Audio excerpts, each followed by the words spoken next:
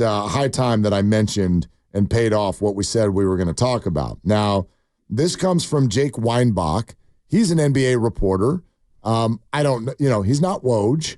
He's not Shams, but he does cover the league.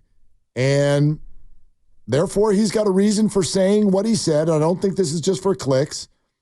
This is what he wrote. If the Warriors are all in for Lauri Markkanen, I believe this could be a package that ultimately lands the Jazz forward. 2 unprotected first-round picks, 2 unprotected first-round pick swaps, GP2, Moses Moody, and Jonathan Kuminga.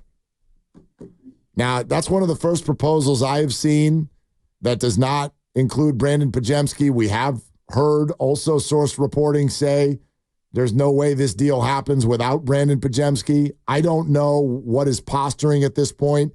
It's July 25th. We've still got 12 days before something has to happen with regard to Lauri Markkanen.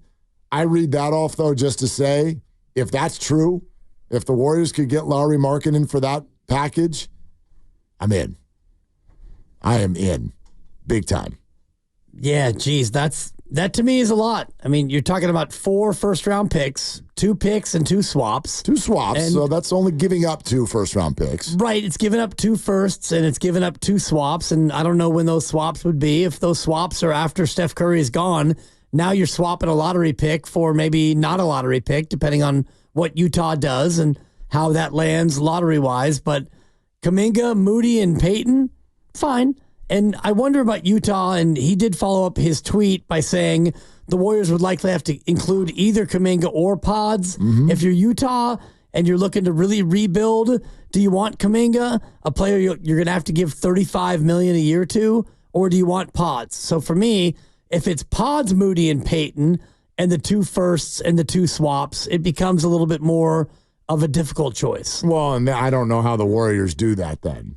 Like, financially, that one becomes crazy. Like, Wiggins is still on the team. Kuminga needs an extension. Markkanen needs an extension. Steph might be asking for a 1-year extension. Draymond already makes $25 a year. Like, I don't even know how you do that. Right. So, to me, the things that are not discussed in Markkanen and probably could be, should be, A, how do you fit this with Andrew Wiggins still on the team? Is there a way to get Andrew Wiggins off of the team? And I don't know. Maybe that's the deal that Draymond vetoed, was a Wiggins trade. Maybe. Mike, you cannot trade. You cannot trade Andrew Wiggins. No, he said it. He said the deal was going to help him now. He said the deal was going to help him now. Yeah, and losing Wiggins doesn't help him now. Right. So that can't be. He said the deal was going to help him now, but it's a bad deal long term. I don't know. Yeah. Can you get Wiggins off of the roster? I don't know. And then secondarily, then, yeah, you get into the Kuminga question. And this is where I do think the leverage starts to come into play. Do the Warriors, if you want us to include 2 picks and 2 pick swaps, then no, you don't get Pods. Utah, you got to pay somebody here. We can't just take on all of the future money and you get all of the future picks. That's a bad idea. Maybe that's what Draymond said. Could be. That's a bad idea. So, I don't know. That's the leverage back and forth. You want Pods? You get fewer picks. You want more picks? You get less Pods. You get Kuminga. You get more Kuminga. Yeah. Which, I mean, Kuminga is going to be a guy who gets extended, and he's going to make 35 or who knows how much per year. And so are the Warriors going to be in the market of paying Jonathan Kuminga? I don't know. Yeah, we'll see. I don't know. That becomes interesting. We do want to go to the phones. The Giants have lost game 4 of their 4-game set in L.A., 6-4, and probably in maybe the most rub-your-face-in-it way I could ever imagine in my life. You're not going to believe it if you haven't been paying attention. The Giants rallied for 2 in the top of the 8th to tie the game at 4, and then in the bottom of the 8th with 2 outs and nobody on, recently signed Nick Ahmed. Walked to the plate and hit his 2nd home run of the year off of Tyler Rogers to take a 5-4 lead, rub it in a little further with a back-to-back homer. Shohei Ohtani on the very next at-bat. His 31st. 31st of the year, 6-4. Dodgers win it. Giants lose again. Tim Kawakami in 10 minutes. FP Santangelo will join us after that.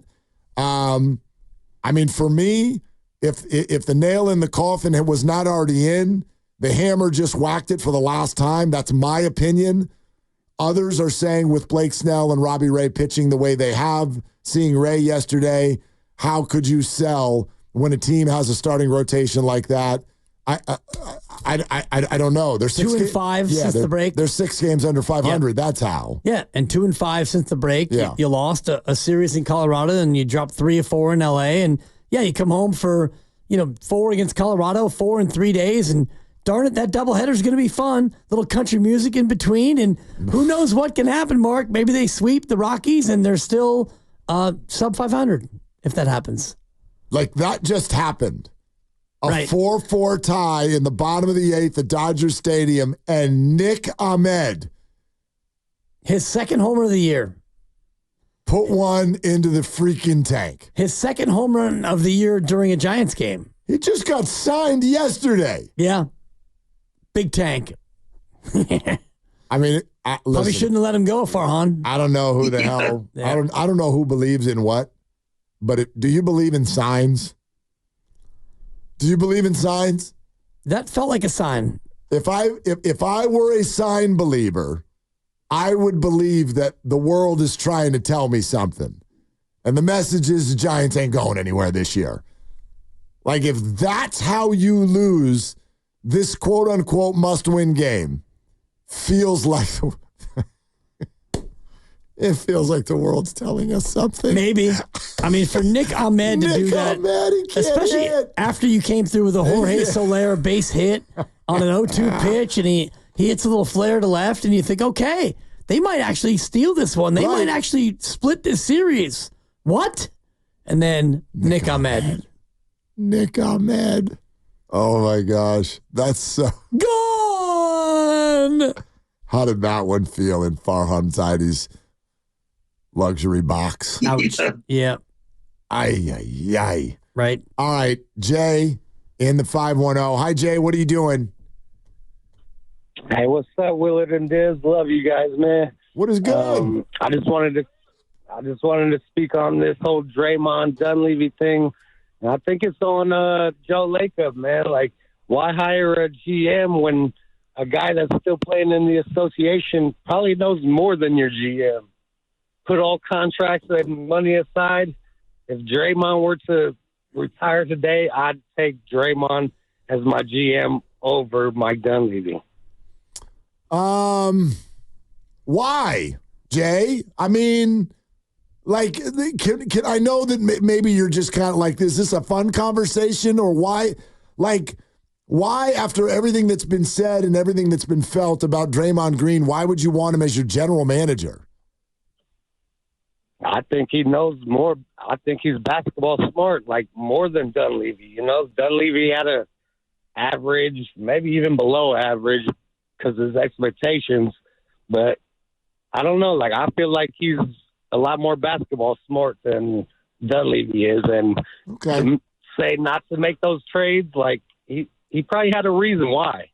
You know, we don't know those reasons why he said not to, but no, and I don't even know what the deal potentially was. Jay, thank you. Can I ask, because Jay brings this up, why are people? I feel like I hear this. People, I don't want to say they're down on him, but boy, there's a lot of doubters out there about Mike Dunleavy, who all he's done in a very short time as GM is he might have had the most productive draft with absolutely no good assets in it at all.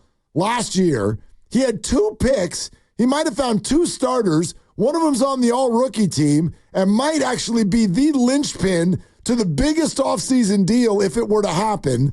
This offseason, we have no idea what the draft was, and it's not over. Why are people... What did Mike Dunleavy do that's bad so far? Well, it's not that he's done anything bad. The Pods pick was good, and he got TJD based on nepotism.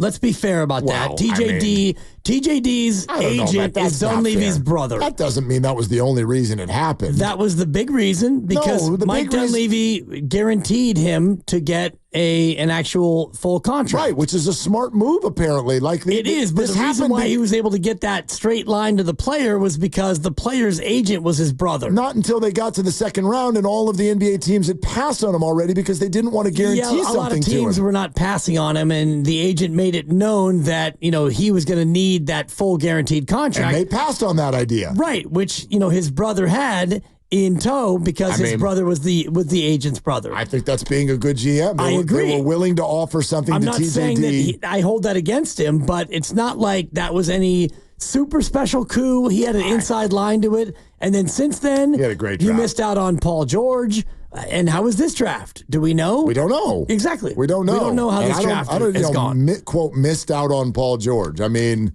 I don't even know. All we know right now is that Klay Thompson has left, and you replaced him with guys who may or may not be good. Yeah. I see nothing in ink that he did bad. There's some things that we're still in we'll see mode, right? For sure.